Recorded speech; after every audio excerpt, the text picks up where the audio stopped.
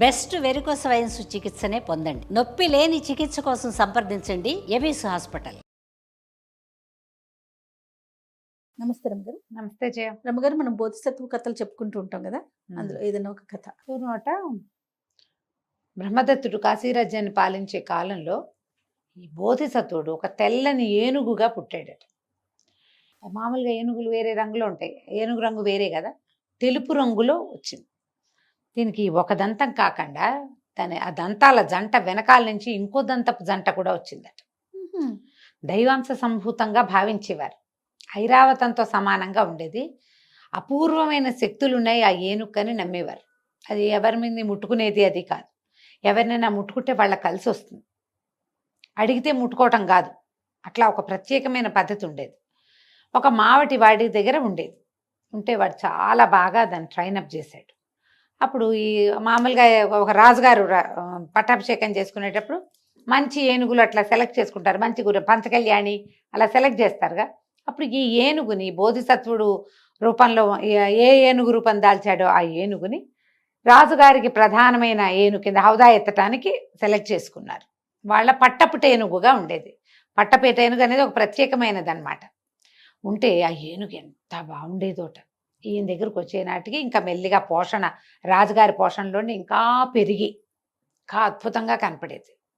అయితే రాజుగారు రాజు అయ్యాక ఆ పట్టాభిషేకం తర్వాత పెద్ద ఊరేగింపు చేశారు. ఊరేగింపు చేస్తే రాజుగారితో వెనకాల ఈ ఏనుగులన్నీ నడిచొచ్చాయి. ఆయన రథం మీద వెళ్తుంటాయి. ఆ వెనకాల నడిచొస్తున్న ఏనుగుల్లో ఉన్నటువంటి బోధిసత్వుడు ఏనుగును చూసి జనమంతా ఓహో అన్నారట. రాజును వదిలేసి ఏనుగును చూశారు అందరు. మెచ్చుకున్నారోట. ఏ సందర్భం వచ్చినా మన ఏనుగు మన పట్టపటి ఏనుగు అని దాని గురించే మాట్లాడేవారు. కొన్నాళ్ళకి రాజుగారు స్థిరపడ్డాక ఆయనకి ఏమనిపించేది, ఏమిటి రాజయ్యని నాకే గొప్పతనం లేదు, గొప్పతనం అంతా ఏనుగుంది. ఆయనకి మెల్లిగా ఏనుగంటే ఆ ఇష్టం మొదలైంది. ఏదైనా ప్రోగ్రాములప్పుడు నేను ఎక్కననేవాడు, ఎందుకు అనవసరంగా చంపెట్ట తీసుకురావద్దనేవాడు. అలా కూడా జరిగేది. అయితే ఈయనకి క్రమంగా ఏమనిపించింది, అసలు ఏనుగుని రానివ్వకూడదు. ఈ ప్రోగ్రాంలు ఏమైనా జరిగితే ఏనుగేది అని చంపేవాళ్ళు జనం. తీసుకురాకుండా ఉంటే ఈయనకి మా బాగానే ఉండేది. ప్రజలు ఒప్పుకునేవాళ్ళు కాదు. ఆ ఏనుగు వస్తే అందరూ ఆ ఏనుగు చుట్టూతానే తిరిగేవాళ్ళు. దాంతో ఎలాగైనా ఈ ఏనుగుని మట్టు పెట్టేయాలి. ఎట్లా ఏనుగుని ఎట్లా చంపాలి, అంత జంతువుని. సరే బాగా ఆలోచించి మావిటి వాడిని కేకేసేట. ఏమో ఈ ఏనుగు సంగతి ఏమిటి అన్నారు. చాలా గొప్ప శిక్షణలో ఉంది ప్రభు ఏనుగు, మనవాడు మామూలు వాడు కాదు, గొప్ప శిక్షణ కలిగిన ఏనుగు. రాజు బాగా ఆలోచించి, అయితే సరే అంత శిక్షణ ఉందన్నావు కదా, కొండ ఎక్కగలదా ఏనుగు అని అడిగాడు. మహత్తరంగా ఎక్కుతుంది ప్రభు, కొండ ఏమిటి ఎక్కడికైనా ఎక్కేస్తుంది అన్నాడు. సరే కొండ ఎక్కించు, కొండ శిఖరం మీద కంటే ఏనుగునెక్కి మావటివాడు ఏనుగుని ప్రేరేపించి బాబా పైకి వెళ్దాం పద అంటే ఏనుగు నడవటం మొదలుపెట్టింది. ఏనుగు వెనకాలే మొత్తం రాజుగారి పరివారం కొంతమంది పోయారు. రాజుగారు కూడా వెళ్ళాడు. పైకి వెళ్ళాక శిఖరపు కొసదాకా తీసుకుపోయారు. శిఖరం కోసం మీద నుంచుంది ఏనుగు. ఏమో ఈ శిక్షణ బాగా ఉందన్నావు కదా, ఎంత ఏ పనైనా చేస్తుంది ప్రభు, ఈయన చెయ్యలేనిది లేదన్నాడు. అంటే 3 కాళ్ళ మీద నుంచోమను అన్నాడు రాజు. వాడికి అర్థం కాలే, ఏనుగుని కొండ కోసం మీదకి తీసుకెళ్ళి 3 కాళ్ళ మీద నుంచోబెడితే ఉంటుందా? బాగా ఏమనుకున్నాడు, సరే అని బాబా 3 కాళ్ళ మీద నుంచుంటావా అంటే తలొప్పిందట. అయ్యాను 3 కాళ్ళ మీద నుంచి పడిపోలే, బ్యాలెన్స్ అవుతాను. అందరు చప్పట్లు కొట్టారు. రాజుగారి కొళ్ళు మండిపోయింది. శిక్షణ అయితే బాగానే ఉంది, 2 కాళ్ళ మీద నుంచుంటుందేమో చూపించు అన్నాడు. అంటే ఏనుగు ఏం చేస్తుంది, వెనక దొక్కాలు ముందు దొక్కాలు లేవదీసి 2 కాళ్ళ మీద బ్యాలెన్స్ చేసుకుంది. అప్పుడు రాజుగారు అన్నాడు, అలా కాదు, వెనక 2 కాళ్ళ మీద నుంచుంటుందేమో చూడు. 2 కాళ్ళ మీద నుంచుంది. ఈసారి వెనకాల 2 కాళ్ళు కిందుంచి ముందు శరీరాన్ని పైకి లేవదీసింది. చూస్తూనే ఉన్నాడు. జనాలు చప్పట్లు కొట్టేస్తున్నారు. ఇంకా ఇంకా అప్లాజ్ పెరిగిపోతోంది, తగ్గేలాగా లేదు. చాలా బాగుంది, బాగా శిక్షణ ఇచ్చావు, అద్భుతంగా చేసావు, ముందు కాళ్ళ మీద నుంచోబెట్టి ఈసారి అన్నాడు. ముందు కాళ్ళ మీద లేపేది కొండ కోసం ఉన్నప్పుడు బరువంతా ముందుకు వెళ్తే ప్రమాదం, అయినా సరే చేసిందేను. రాజు బాగా ఆలోచించాడు. ఒకే ఒక ఆఖరిది, ఒక కాళ్ళ మీద ఉంచబెట్టు, ఏనుగుని చూద్దాం. ఆవిటివాడికి లోపల లోపల వణుకొచ్చేస్తోంది. ఏదైనా ఈత పడిపోతే తను ఏనుగుతో పాటు పడిపోతాడు. ఇంత మహత్తర శక్తి కలిగిన ఏనుగు పడిపోతుంది. బాబా ఒక్క కాలు మీద నుంచోగలవా అన్నాడు. నుంచుంటాను. ఏనుగు తలకాయ అయిపోయింది. ఓ కాలు మీద నుంచు. 3 కాళ్ళు లేపేసింది గాల్లోకి. రాజుగారు కామ్ అయిపోయాడు. చాలాసేపు చూశాడు. చూసి సరే ఇంకొక పరీక్ష పెడతా దీని శక్తికి. గాల్లో ఎగురుతుందేమో చూపించు నాకు. ఏనుగు గాల్లో ఎగరాలా? ఏమర్థమైందంటే ఓహో ఏనుగుని చంపడానికి పూనుకున్నాడు రాజు. అర్థమైంది. అందుకని ఆ పరీక్ష ఏదో కింద ఏడవకుండా కొండ కొసగా తీసుకొచ్చి ఆ పైన నుంచోబెట్టి అక్కడ ఓ కాలు అంటాడు, 2 కాళ్ళు అంటాడు, 3 కాళ్ళు అంటాడు, చివరికి ఇప్పుడు ఎగిరించమంటున్నాడు.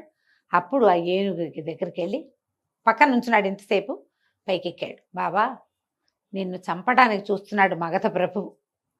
నీ గొప్పని బోర్చుకోలేకపోతున్నాడు. నువ్వు ఏం చేస్తావో గాల్లో ఎగరగలిగితే నీతో పాటు నన్ను కూడా తీసుకెళ్ళిపో. ఈ రాజ్యంలో మనం ఉండద్దు అని చెప్పాడు. రాజు పరివారము చూస్తుండగా ఏనుగు ఒక్కసారి ఘీంకరించింది. 4 కాళ్ళు గాల్లో లేపి ఒక్కసారి అట్లా ఎగిరింది. ఎగిరేసరికి చూస్తూనే ఉన్నారు. ఆ ఎగురుతున్న ఏనుగు విమానంలాగా అలా వెళ్ళిపోయింది గాల్లో ముందుకి. వీళ్ళు చూస్తూనే ఉన్నారు. ఏనుగు వెళ్ళిపోయింది బయటికి. దానికి అలాంటి శక్తులు ఉన్నాయి. ఎగిరే శక్తి ఉంది. మరి బోధిసత్వుడు పుట్టాడు కదా. అలా గాల్లో ఎగురుతూ మగధ రాజ్యం నుంచి కాశీరాజ్యం వైపుకు వెళ్ళింది.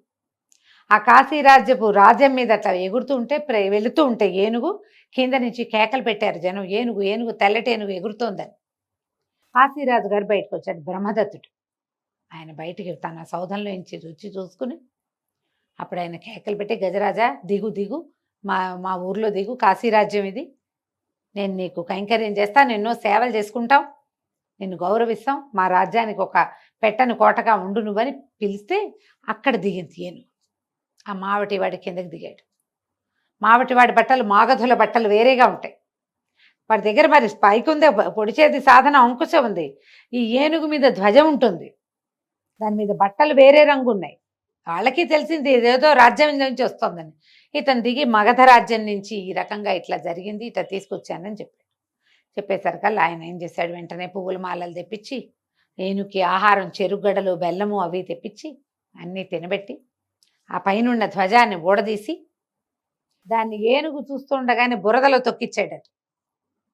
బురదలో తొక్కిచ్చి మావటివాడి వంటి మీద బట్టలు కూడా తీయించేసి కాశీరాజ్యపు బట్టలు తొడిగి ఏనుక్కి ఆ కాశీరాజ్యపు ధ్వజాన్ని ఎక్కించి మా దగ్గర ఉండు. నువ్వు ఎంతకాలం ఉంటే అంతకాలం మా దగ్గర ఉండు. నీ మీద హౌదా ఎత్తడానికి నీకు ఇష్టమైతే నువ్వు కూర్చున్నప్పుడే హౌదా ఎత్తిస్తాం. నీకు ఇష్టం లేకపోతే నీ మీద హౌదా కూడా మేము ఎత్తాం. మాతో ఉండంతే అంటే ఆ ఏనుగు సరేనందట. తలకాయ ఊపింది. చక్కగా పోషించి కాశీరాజ్యంలో ఉంచుకున్నారు. మగధ రాజ్య ప్రాభవం తగ్గిపోయి కాశీరాజ్య ప్రాభవం పెరిగిపోయింది.